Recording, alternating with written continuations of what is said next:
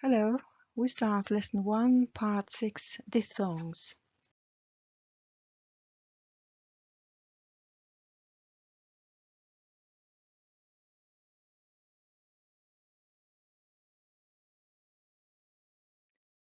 Diphthongs деген ол екі дыбыстан тұратын дауысты дыбыс.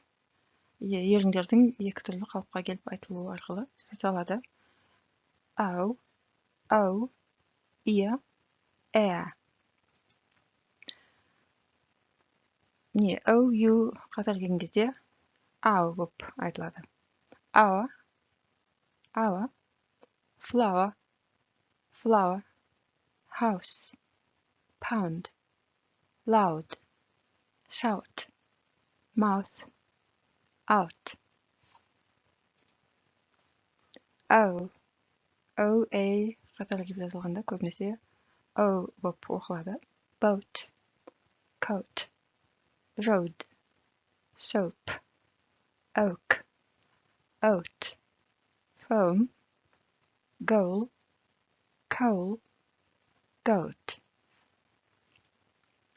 Ear, E-A-R қатар келгенде ear болып оқылады. Және double E-R қатар келгенде солай оқылады. Міне, бірақ міне осы ұқсамайды бұлардың жазылуына, бірақ айтылғанда солай айтылады. Ear, dear, fear, gear, here, beard, cheer, dear, peer, shear, here. Және air, A-I-R қатар келген кезде air болып айтылады көбінесе, және де A-R-E қатар келгенде де. Мына қызылмен жазылғандар бұл жерде жаңағы exception деп айтылады. Ережеге бағынбайды деген сөз. Міне жазылғанда мына қатарға ұқсайды, бірақтан айтылғанда болып айтылады. Fair, hair, chair, share, care, parent, there, where, there, bear, where. Осылай мына әсіресе қызыл сөздерді есте сақтап алу керек, қалай оқылу керек екенін. Осыларға бірнеше рет қайталап оқысаңдар, көздердің алдында сақталып қалады, естеріңде де сақталып қалады. Сонымен келесі бетте, осы бетте не I дауысты дыбысы ашық буындарда I дифтонг болып оқылады деп айтқанбыз алдыңғы сабақтарда.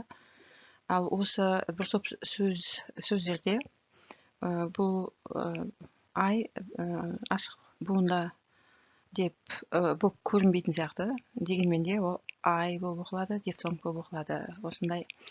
Осы сөздердің барлығында бір ортақ нәрсе I, G, H қатар келіп тұр. Міне I, G, H түгел барлығында бар. Сол I, G, H қатар келген кезде G, H оқылмайды, тек қана жазылады. I ол дифтонг ретінде айтылады солай. Міне осы сөзді high деп оқимыз.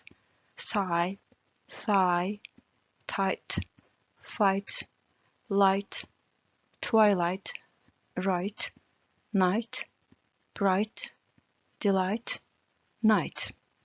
Ал осы ең соңғы сөзде K де оқылған жоқ сөздің басындағы. Ондайда құбылыс бар. Міне келесі қатарда мен сондай ұқсас жазылуы бар сөздерді топтап қойдым. Міне K белінен сызылған, ол айтылмайды деген сөз. Мына сөздің барлығында K бар, KN қатар келіп тұр. Бірақ K оқылмайды, тек қана жазылады.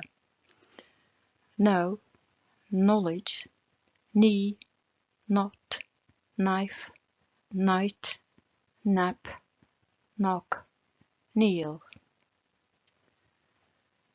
Осы сөздерді түгел қалай жазылуын есте сақтап, үйреніп алсаңдар болады.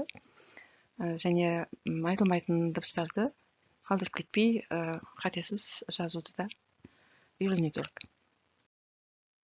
Бұл таблица өткендегі 4-ші бөлімдегі үйге берілген тапсырма бойынша толтырылған жауаптар. Осыған қарап тексерулеріңе болады. Ал осымен бүгінгі сабағымыз тәмам. Келесі сабаққа дейін сау болыңдар. Until next time.